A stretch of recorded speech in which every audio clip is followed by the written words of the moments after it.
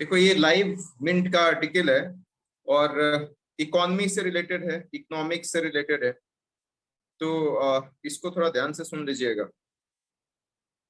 ये इंडिया की इकोनॉमी को और ज्यादा कम्पिटिटिव बनाने के लिए आर्टिकल लिखा गया है कि हम किस तरीके से इकोनॉमी को और ज्यादा कम्पिटिटिव बनाएं जिससे हमारे यहाँ बहुत ज्यादा बिजनेस हो, मतलब ईज ऑफ डूइंग बिजनेस को इंश्योर करने के लिए इस आर्टिकल को लिखा गया है, जिससे एफडीआई आपके यहाँ ज्यादा से ज्यादा आए, या यूं कहें कि आप ज्यादा से ज्यादा एक्सपोर्ट कर सकें जिससे आपकी इकोनॉमी अच्छी हो।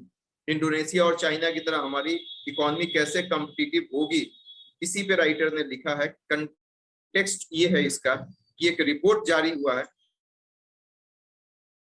रिपोर्ट का, इसका नाम है CUTS international institute for competitiveness and institute for studies in industrial development. ये मैं नोट्स बना के भेजूंगा आपको, तो उसमें लिखा रहेगा कर्ट्स इंटरनेशनल कमा institute for competitiveness and institute for studies in industrial development.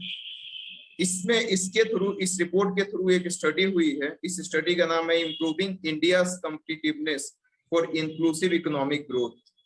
इसमें जो स्टडी हुई है उसका नाम है improving India's competitiveness for inclusive economic growth. अब इन्होंने बोला है कि 3 पिलर पे इंडिया को काम करने की जरूरत है।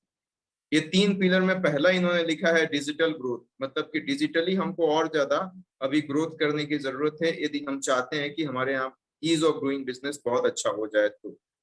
दूसरा है ट्रेड पॉलिसी रिफॉर्म, जो भी हमारा ट्रेड होता है किसी भी कंट्री के साथ, एक्सपोर्ट इंपोर्ट जो भी हो, तो उसको और ज्यादा उसमें रिफॉर्म लाने की जरूरत है। और तीसरा इन्होंने बोला है inward and outward looking measures. Inward and outward looking measures में क्या होता है?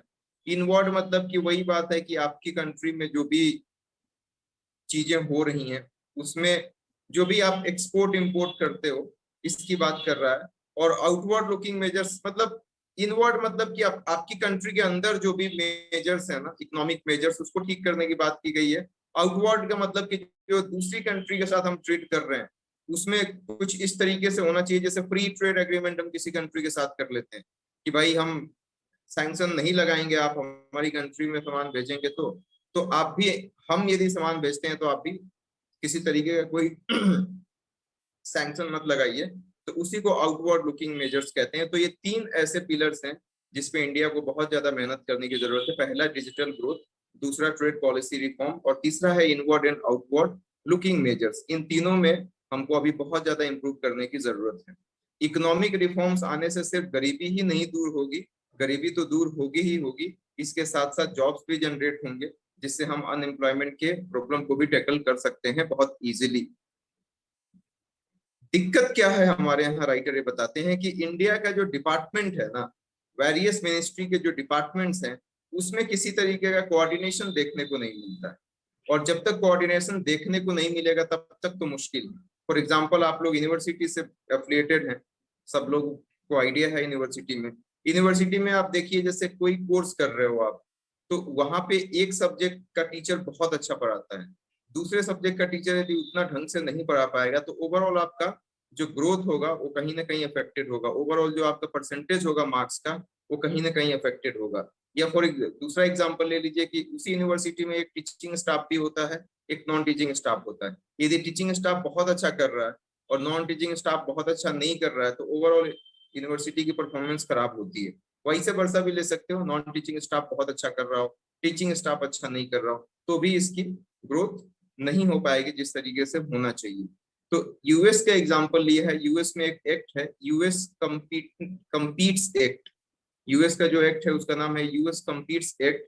ये एक अम्ब्रेला लेजिस्लेशन है, मतलब बहुत बड़ा एक कानून है जिसमें ये जितने ग्लोबली जो बिजनेस करता है ना यूएसए किसी के साथ, दूसरी कंट्री के साथ, उसको सुपरवाइज करता है। अनफॉर्चुनेटली इंडिया में इस तरीके का कोई एक्ट नहीं है। तो राइटर यही बोलते हैं कि ये जब तक ऐसे एक्ट नहीं बनेंगे तब तक वेरियस मिनिस्ट्री के डिपार्टमेंट के बीच में जो कोऑर्डिनेशन, एक हेल्दी कोऑर्डिनेशन स्टैब्लिश करने की हम बात कह रहे हैं, वो कहीं ना कहीं नहीं होगा। इंडिया को सिर्फ अपने टैरिफ रेजिम को ही ठीक करने की जरूरत नहीं है, इन्होंने नॉन टैरिफ फैक्टर्स को भी इंक्लूड किया है। नॉन टैरिफ फैक्टर्स में जैसे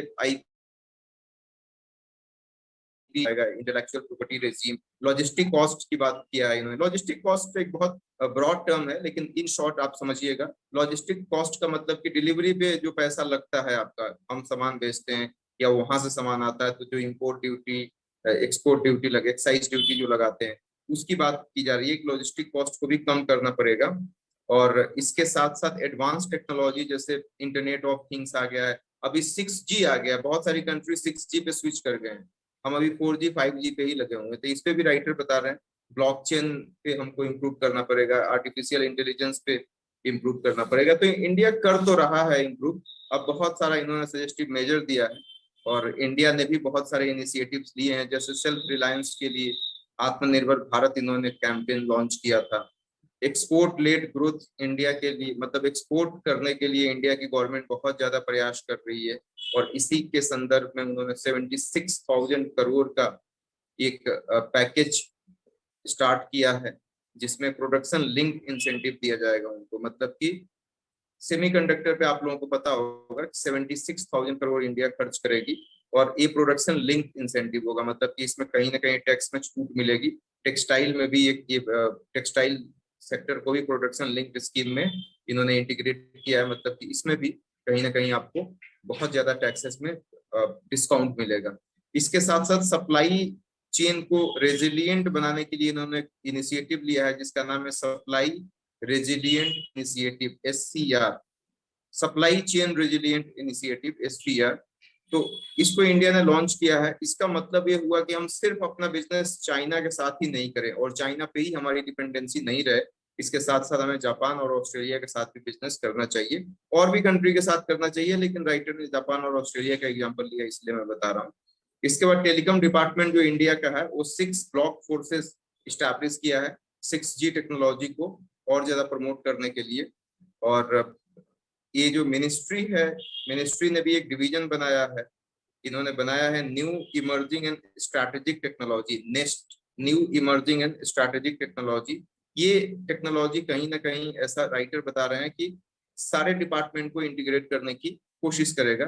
तो लास्ट में राइटर यही बताते हैं कि जब तक सारी मिनिस्ट्री के डिपार्टमेंट आपस में नहीं कोऑर्डिनेट करेंगे, जब तक आपस में कोऑपरेट नहीं करेंगे, तब तक इंडिया के इंटरेस्ट को हम सर्व नहीं कर पाएंगे। तो नीड ऑफ द आवर यही है कि सारी मिनिस्ट्री के सारे डिपार्टमेंट को एक साथ आके आपस में कोऑर्डिनेट करना चाहिए, तभी हम एक मीनिंगफुल तरीके से इंडिया के इंटरेस्ट के लिए काम कर सकेंगे और तभी एक हमारे देश की इकोनॉमी सही रास्ते पे आ पाएगी। आर्टिकल यहीं पे खत्म हुआ। Thank you so much.